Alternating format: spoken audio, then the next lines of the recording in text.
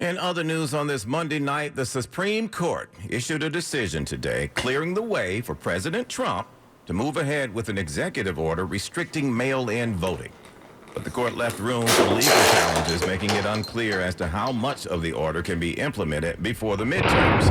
23 states had sued to block the order, which calls for the creation of lists of eligible voters and orders the U.S. Postal Service to deliver mail ballots only to those on lists. The president has often cited mail-in voting, but without credible evidence as the reason why he lost the 2020 election. A reminder that Trump votes by mail, the last one in Florida's recent special election. He says he voted by mail because he couldn't be there, because he's president, he says. On Long Island, as we approach the anniversary of 9/11, more names have been added now to the memorial at an historic cemetery in Westbury. Good man, one of the best that God has created.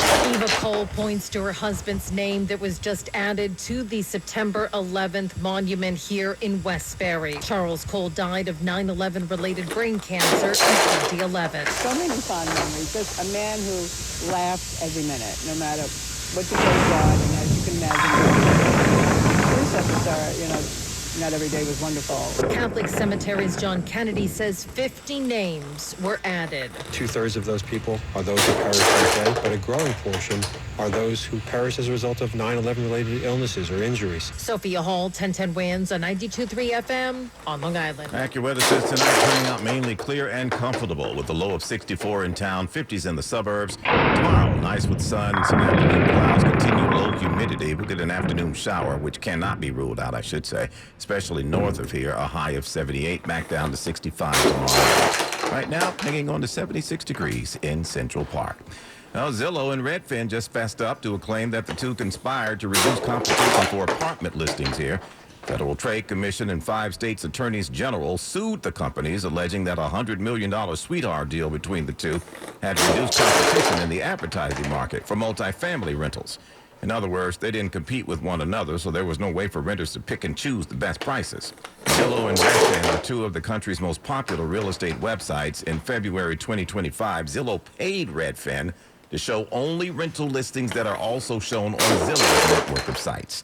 As part of the settlement, both have agreed to continue syndicating their listings across each other's sites, but they've also agreed to launch standalone advertising products for multifamily rental housing next year. Attorney General Tish James says their little arrangement threatened to raise costs for both renters and landlords, making it harder for New Yorkers to compare comps. Time now for today's Spotlight on Health Trends. Surveys show Gen Z and millennials still falling for dangerous tanning myths. The American Academy of Dermatology is clear there is no such thing as a healthy tan. A tan is actually your skin's response to cellular DNA damage, and tanning beds emit UV rays up to 15 times stronger than the midday sun. For a safe glow, swap the sun for self-tanner and wear SPF 30 every day. I'm Margie Schaefer. My name is Whitney Allen, and I'm a widow. My husband, Ryan, died. We never thought we'd ever have to use life insurance, but the unexpected happened. With Ethos, signing up was fast and 100% online. You can get a quote in seconds, apply in minutes, and get same-day coverage. No medical exams, and you can get up to $3 million worth of coverage. I'm grateful we were prepared. Get your free quote at ethos.com/radio. That's ethos.com/radio. Paid subscription. Customer application may vary. Online health questions required. Susan Richard here with this message from Barish and McGarry. As we approach the 25th anniversary of the 9/11 terror attacks, think back. Were you downtown below Canal Street either on 9/11 or in the 8 months after? If you were and you've gotten cancer or certain respiratory illnesses in the past 20 years, the government presumes it was caused by your exposure to the ground zero toxins. In fact, 69 cancers have been scientifically linked to those toxins, and so you may be eligible for money from the 9/11 Victim Compensation Fund. If you had a family member who died after being exposed, you also may be eligible for compensation. Separately, if you were in the zone and are healthy, you could be entitled to free health care for life through the World Trade Center Health Program. So let Barish and McGarry check into all of this on your behalf. Go to 911awards.com. That's 911awards with an S.com. Barish and McGarry, lawyers for the 9/11 community. Coming up on 1010 Wins. So have you been into Michael's or Home Depot lately? One retail savings site says don't be surprised if you run up on a skeleton and some pumpkins and other Halloween decor. There's also a sale on Halloween costumes at many retailers, and here we are, haven't even gotten to Labor Day yet. What in the world? Welcome to Summerween, family. Details coming up after traffic and AccuWeather.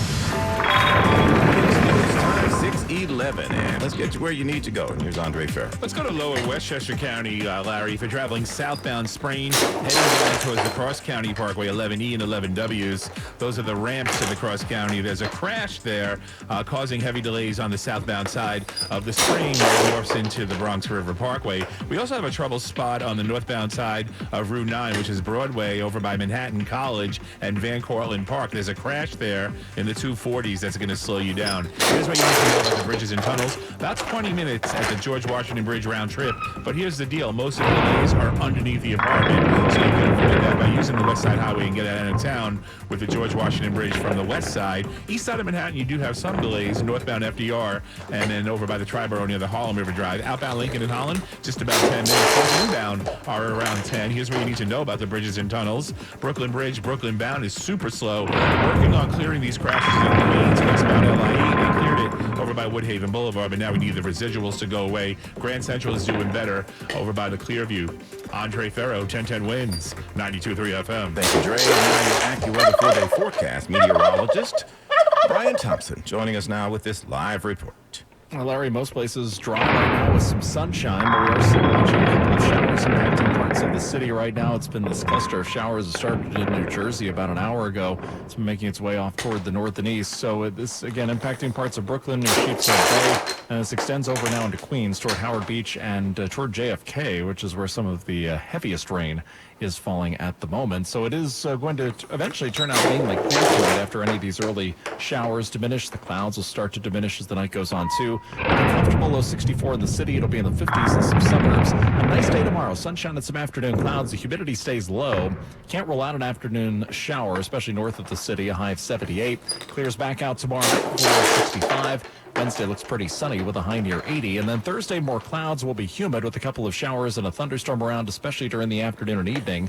High temperature Thursday, 81 degrees. Right now, we have a partly sunny sky in Midtown at 78 degrees, and we're going down to 64 tonight. Back with meteorologist Brian Thompson on New York's weather station, 1010 Winds on 92.3 FM. Well, never mind what the calendar says. Halloween is here, everybody. This is Halloween, Halloween, Halloween. Yeah, they've already started putting out Halloween stuff on the shelves. People are already buying it, too. Even gave it a name, Summerween. Life's no fun without a good scare. Yeah, Home Depot, Michael's, Home Goods, everybody putting and stocking their shelves with skeletons, pumpkins, cauldrons, costumes, even before we get to fall. The savings site Real Me Not says 71% of shoppers plan to buy Halloween items or fall items in general even before September. And as our news continues tonight on 1010 Wins, we got some bad news here. The end is near for one of New York's most beloved movie theaters. Yep. Talking about the AMC Kips Bay 15. Variety says the theater complex will close at the end of this year. The property owner has decided to exercise a contractual right to terminate the theater's lease before its expiration. Movie theater is AMC's second largest multiplex in Manhattan. It's been a couple of weeks now since severe storms knocked out power to homes and businesses in Gary, Indiana. But here we are. Thousands remain without power tonight, with some of them saying they don't have the money to repair their homes. The water was pouring in my basement like Niagara Falls. Felicity Clark has been stuck in her home without power for the last 13 days. 2 trees fell on her home during the storms and flooded her entire house. Her basement now filled with dangerous mold. We can't even go down there anymore. Like, I'm telling the kids, if you have to go down there, put on a mask. Like, so I'm scared for our health. That's Alex Perez reporting. Add to that, shelves at grocery stores there have also been cleaned out. And the mayor of Gary says there weren't enough utility workers put in place ahead of the storm to get ready for it. People are going, well, okay, you got a small town. They're small enough. Why can't the federal government or somebody swoop down and give them some aid, like, quickly? The power storm urgers ushered in violent winds clocked at up to 100 miles an hour, it says here, on August 11th, devastating the area. The governor of Indiana declared a state of emergency, bringing in the National Guard to kind of clear things out for utility crews to get in there. He has since criticized the utility companies, though, for moving too slow, saying there is no excuse for these delays, quote, end quote. From the WNBA, former NBA player Enes Kanter Freedom showed up at an Indiana Fever and Chicago Sky game last night. You hear about this? He allegedly wearing an anti-transgender T-shirt and got thrown out. Yep, got ejected. Reports say he got into it with Sky guard Natasha Cloud late in the third quarter, and things went downhill from there. The head coach, Tyler Marsh, shared what he said to his players after the incident regarding Cloud. She's passionate, and she's passionate about the things she believes in. She's passionate about her teammates, and we're passionate about her. So that's kind of what the messaging was. Yeah, Cloud had mentioned she was concerned that she had disrupted the team and caused a situation, and he was just saying, no, we support you. Kanter Freedom was sitting on the baseline wearing a black shirt which read woman, noun, adult human female. Well, there was a timeout with about 1:22 left in the third quarter when Natasha Cloud did a chest bump with another player, saw the shirt, and then allegedly went over to Kanter Freedom. They started jawboning a little bit. People got between them. So this is a protest. He's protesting WNBA eligibility rules. He has announced his intention to actually enter the WNBA draft. Although the WNBA's collective bargaining agreement says the WNBA is restricted to women, it contains no more specific language about gender identity or sex assigned at birth. So we'll see how this turns out.